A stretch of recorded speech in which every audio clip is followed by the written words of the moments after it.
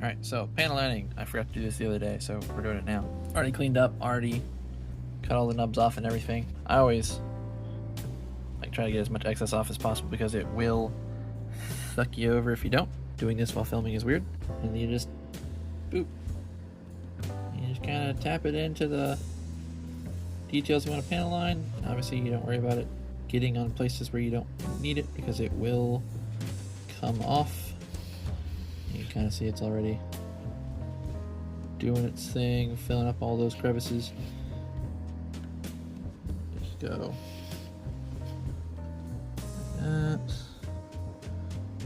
Boom. Yeah, you kind of just do that, and that's kind of step one. Alright, so now they're all done, and you'll notice there's some spots like there where I've got to have like multiple dots because it didn't want to flow very well. And you just tap it on there, get it in, it'll be fine.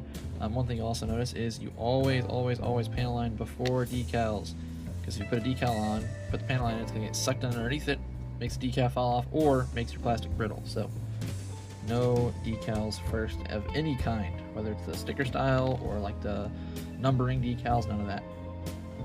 This one I decided to do black for the dark blue. It doesn't show up very well on camera, but it's more noticeable in person. You can also do like a light gray if you want to kind of make some of those details pop out. But once these are all done, you let them sit for a few minutes, go work on another part, or I don't know, take a little break, and then we'll work on getting them all cleaned up. Alright, take two. I don't know how you're going to be able to see this from this far, so we're going to zoom in a little bit. Hope for the best. So same thing, got my Q-tip, dip it in my thinner that's kind of evaporated because it took so long, and then we just grab a little piece and then go. It's way easier if you look at the actual part and not the screen, by the way. And just wipe away the excess. And for parts with like a lot of like really big recesses, it works out really well. Like you get this nice clean end result. And then for these corners, these edges here, you can go kind of parallel with them because you can't really get into the crevice there. Right, that was all not in focus, but yeah, you literally just go boop, boop, boop, boop. And then right there, same thing. Go across, and you can kind of use the angle of the Q-tip to determine how much of a point is actually in there to get more or less of it out. So I obviously don't want to get a lot of it out. I want it to be nice and clean looking like that. Boom. Go onto this little section right here, same thing. We just boop, boop, boop. It's better to take a few passes really light than a couple passes and do it really heavy, but then boom, nice and clean. And then for areas like this one where you've got, you know, all this excess shit on there because I had to kind of go a little crazy, we're gonna dip it on our stuff again. Got a little too much. And then you just go one pass, two pass. And you see it's already cleaned up a lot. And those are actual details in there, so those need to stay. And then with an area like this where there's a lot, you can kind of see there was a lot of buildup of thinner. You want to let that dry, so like move on to another section or another part entirely. Same thing, you just go boom, boom, boom. Because if you go too much with that, when there's a very shallow panel line, you will usually end up wiping the panel line away, and then you just ruin your whole day and have to start over. So go through it while that's drying up a little bit. Go through and knock out some of like the side details here. Nope.